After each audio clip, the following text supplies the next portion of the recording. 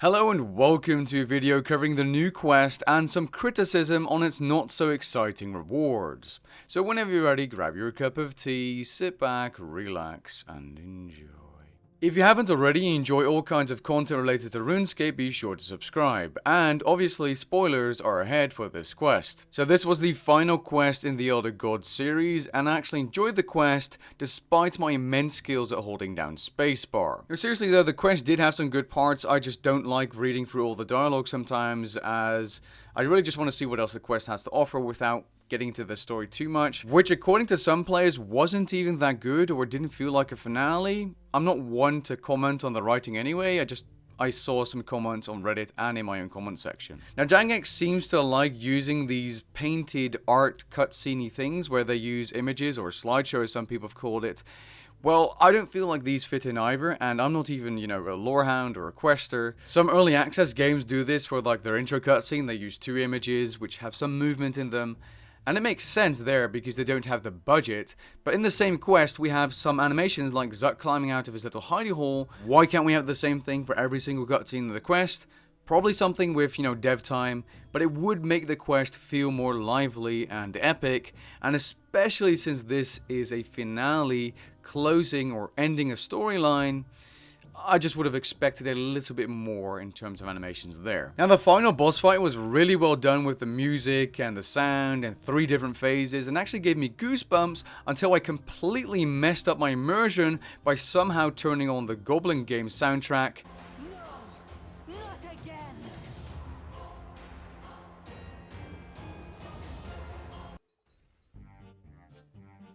Must have been some kind of keybind. There's no way that was a quest bug. There's no way, right? Now in terms of the rewards for such an important quest line, I do think the rewards were kind of meh, as I was expecting some kind of new PVM item or thing to come with this quest. Now I don't think it's unusual for grandmaster quests to have bad rewards if you're all maxed out already. I mean, what does River of Blood really provide if you're already maxed out and you have no plans of going for 120s for Firewatches using the Sun Spear? Maybe that's a bad comparison, as there are definitely Grandmaster quests that do have some pretty epic rewards, but let's just focus on the rewards of this quest, because they are in need of a serious change. Now if you've completed the quest and the Sins of the Father mini quest, you get access to the Dream of Iaya, or Aya, or whatever. A new skilling area. Now this skilling area has skilling plots for herblore, fishing, fletching, hunter, construction and crafting, as long as you're level 75.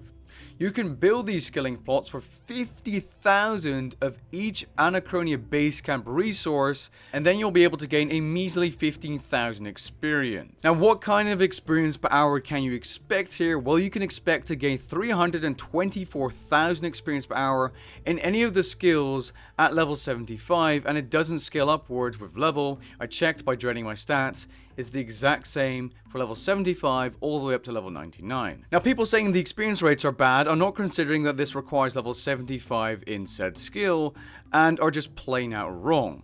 For crafting, construction, hunter, fishing, and maybe even herblore, 324,000 experience per hour at level 75 is pretty good, especially if it doesn't cost you anything. But wait. It does. It costs you Anachronia Basecamp resources.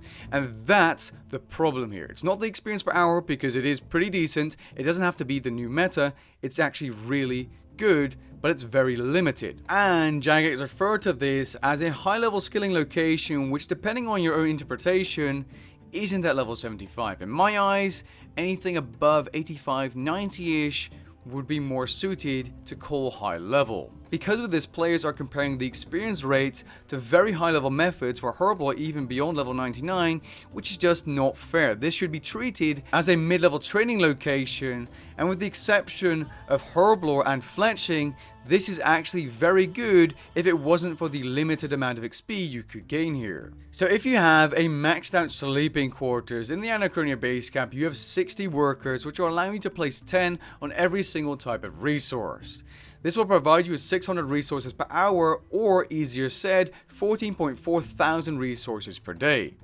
The issue lies in the conversion rate between experience and resources at this new skilling area. The conversion ratio is 10 resources to 1 XP, which is nothing. This means after building every single station, which will require you 300,000 of every single resource, or about 21 days of idling to get the amount of resources. And don't forget, you do have a cap of 150k resources. After building every single plot, you would only be able to gain 1440 experience per day in each of the different 6 skills, which means 8,640 experience per day in total, or 262,800 experience per month in all of the skills, and in one single skill per month, 43,800 experience. Now it becomes even worse as you're only able to store 60,000 experience in each of these skilling plots, so 600,000 resources of recharge, which would take you 42 days, rounded off,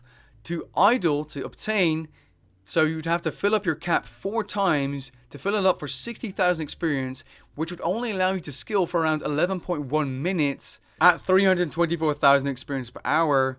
And this doesn't include running towards these skilling locations every like 10 days or so to fill it up after you've reached your cap, which is just ridiculous. That is just ridiculous. That is not good. I had thought of some potential changes that Jagex could implement to make this area better in terms of like a little monthly D&D. First of all, they should increase the Anachronia base camp resources cap from 150k up to a whole million. This would make filling up and actually obtaining resources passively far less tedious and wouldn't require you to go and fill up the skilling plots every time you reach your cap. For the same reason, they should also increase the amount of skilling plot XP, the cap or the resources cap you could put in these skilling plots, from 60k up to at least 300k or more, which would again reduce the amount of times you have to run back and forth to empty your resources from your Anachronia base camp, and will actually allow you to skill here for a decent amount of time. Finally, the change they should definitely add is change the conversion ratio from resources to experience from 10 to 1 down to 5 to 1.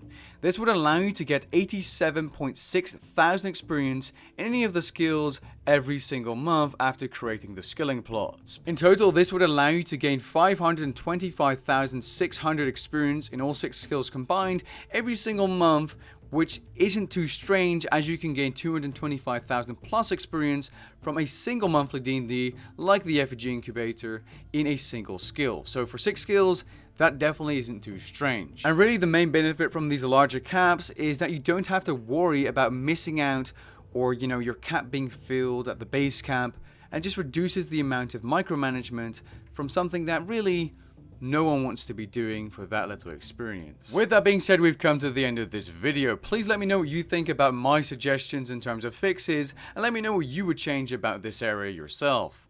Catch you guys in the next one. Peace.